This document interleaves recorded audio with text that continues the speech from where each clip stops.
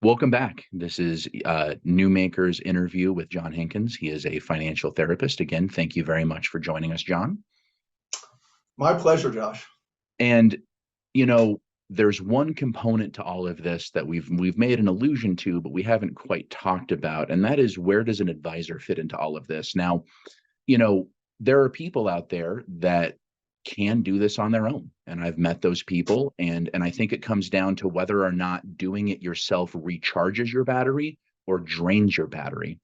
But tell me a little bit more about where you think an advisor fits into this situation, and what kind of relationship does a retiree need to have with that advisor to avoid some of the insecurities and traumas we've discussed? Sure. Well, as I mentioned previously, I have kind of a particular point of view on this, and that is that as far as picking specific stocks, those sorts of things, that's left. You want an expert doing that. Yeah, there are some people that they like doing it, they're good at it, they have no problem. But if you're not like me, then outsourcing that activity is, I think, worth the cost. Yeah. The piece that gets me with financial advisors is when I see an advisor who is in they're kind of, I see this with plans. Okay, you've got a 401k, you work for X company, you've got a 401k, they have a contract with Y advisor. Y advisor calls you and says, oh, okay, here's how we should invest your dollars for your 401k. To me, that is a really a significant problem. That investments, it goes back to something we talked about a few videos ago. What's the big picture? If you don't have somebody looking at the big picture, I think that that's a real problem, because then they're just, you should not be investing, structuring investments as a standalone piece of your world. Yeah. How much, what are your debts like? What are your real estate assets like? How much are you getting in Social Security? Do you have a pension? All of those pieces have to fit into that plan. And I think that if a financial advisor is not looking at all of those pieces, that's a problem. Then, Yeah. that's just a real problem from my perspective. I'll say when it comes to that, there's a real difference in the industry between a financial advisor and purely an investment advisor, though a lot of times those terms are used interchangeably, even within the industry. I agree with you that finding an advisor that can look at that big picture, and more importantly, finding an advisor that's going to help you not get caught up in that minutia, is not going to constantly distract you by, like you said, calling and saying, okay, well, you're underweight in Asia, you're overweight in tech. Instead, calling and talking about that bigger picture, because realistically speaking, the best investments aren't always made in the stock market. Sometimes the best investment is paying down debt. Sometimes the best investment is paying down that house, or bolstering yourself, or even, as you said, sometimes it's even having that cash barrier, that buffer for you. Sometimes that's the most important thing. So I agree that sometimes advisors as the whole get too caught up in the investment and see that as the value that they bring, as opposed to the cohesiveness of the plan and keeping that together. I think that's the value that a financial planner truly brings to the table. Yeah, I completely agree. And I think that there's no one size fits all. Right.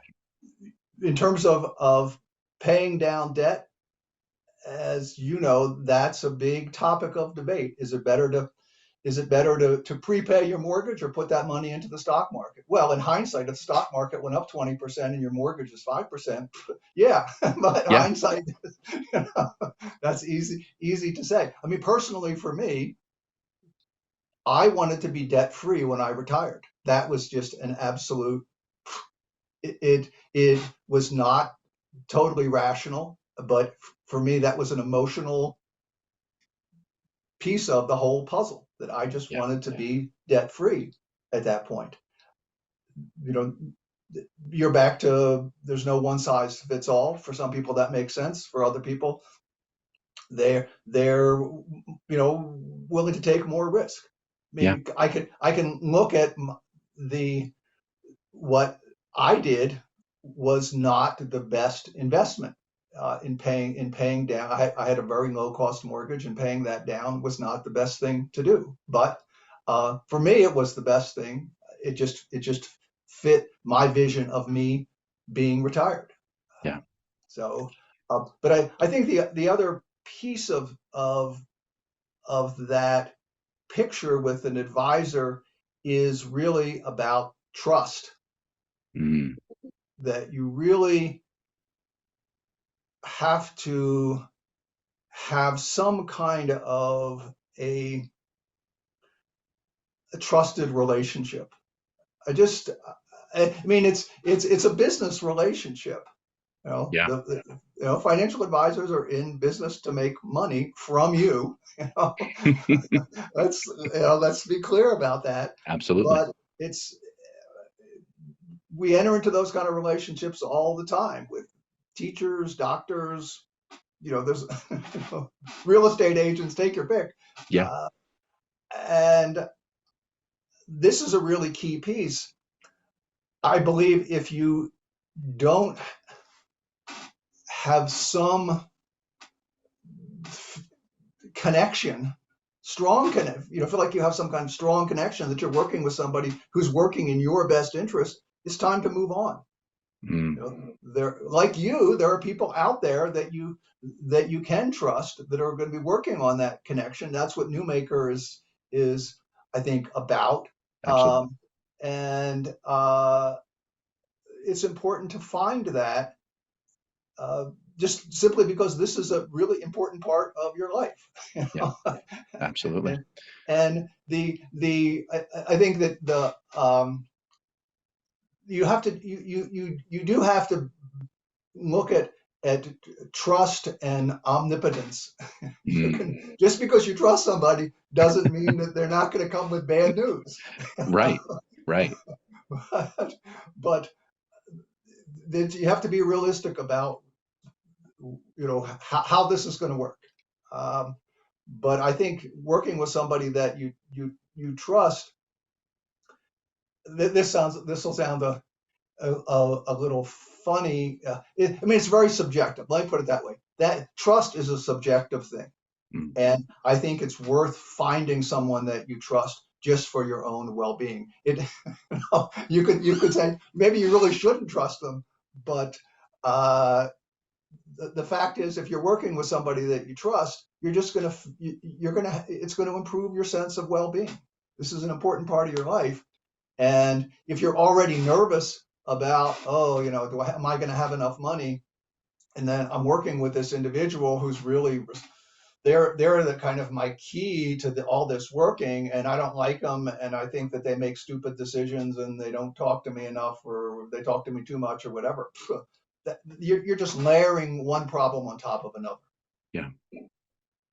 I'll switch gears for a moment because one of the big things that I've noticed in the industry is that big companies, and I've worked for the big companies before, but a lot of them really enjoy avoidant clients, because avoidant clients are going to be the kinds that don't come to you with questions. They don't take up a whole lot of your time. They mostly just hand it to you and then forget about it. And I think that, especially given, the emotional realities of retirement, sometimes just handing it over to a financial advisor can seem like the responsible thing to do as a means to avoiding that emotional reality. Can you speak a little bit on that, and what advice you would have for the level of interaction somebody should have with their advisor? I think this goes back to the key emotional piece and the knowledge piece. That why are you avoidant? Uh, understanding that it is in your best interest not to be avoidant and to find someone to help you address those issues is an important starting point. And then getting the education to understand what are the right questions to ask. What do you need to know? How do you want to understand this picture? I get frustrated when people say, "Oh yeah, I talked to my financial guy and he said I'm okay." And I always kind of um, just think, I wish you were telling me more than that. You know, Yeah, yeah, I wish I had a feeling when you make that statement that there's more to it than I had a 2-minute phone call. How am I doing? Okay, fine, thanks, bye. That to me isn't enough. That there should be more depth to that. And again, back to more on the trust piece, but more on the just the knowledge, the understanding, the desire to be somewhat more involved. I mean, it is a balancing act as we have discussed. But I think that everybody can achieve what's right for them. Again, there's yeah. not a one size fits all, but there is an optimum place for you. What works for you, and what if there's things that don't feel right, why don't they feel right? Right, right. You know, Yeah. and taking some time as part of your new job, taking some time to explore how do I make this feel right? We always say in the industry, it's not about the money, it's about you. And at the end of the day, I think that, the retiree's job is to let the advisor know who they are and what they want. And it's the advisor's job to not only understand that, but to facilitate the intersection between who you are and what the market is. And your key component to that is not the investments you have or the money you have. Like, that's all part of it, but really at the end of the day, it's about you. It's a relationship component, it's an emotional component. If you're not paying attention to those pieces, it's not going to work. Yeah. It's really to really net it out. It's obviously more complicated than that, but those are pieces that need to be recognized and they need to be managed as part of your new job. Yeah. Well, John, again, it's been so great to have you, and we really appreciate all of the insight that you've given us on retirement.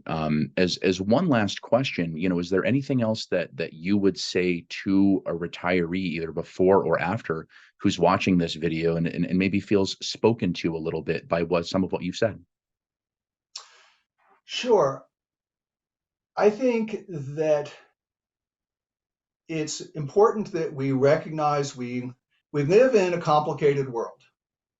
Okay? Yeah, it's not going to get any less complicated, but I think that we we have the structures in place to put these pieces together in a both a material way and in a more emotional way to have a successful retirement. I think everybody can have a successful retirement. It is really a question of understanding what are the if it's not feeling successful, what are the barriers and how do I address those barriers? Since we're talking about the financial side of all of this, I think as we've discussed before, I think that it's key that you're aligning your financial realities with a set of activities that bring you joy. And at the end of the day, I think we can all we can all do this. There's people out there to support this process. I think the upside of this is for, you know, the baby boomers, the 401k generation, is that we're a large group. We can all support each other. We can all come together to make this work. We're not alone.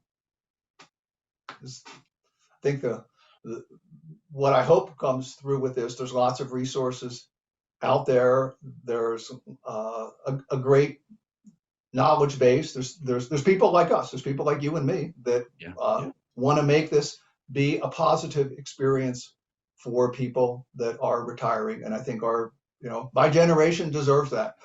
Yeah, I agree with you. And I think the biggest takeaway, some of the information that I've coalesced, is that hiring a financial planner is not necessarily to manage your finances, but is to free you up to focus on that bigger picture and to focus on your own joy and your own positive experience. And I think that's some really great wisdom. So again, John, thank you so much. And we really appreciate you taking some time with us. Okay. Well, thank you, Josh. It's been a pleasure. Absolutely.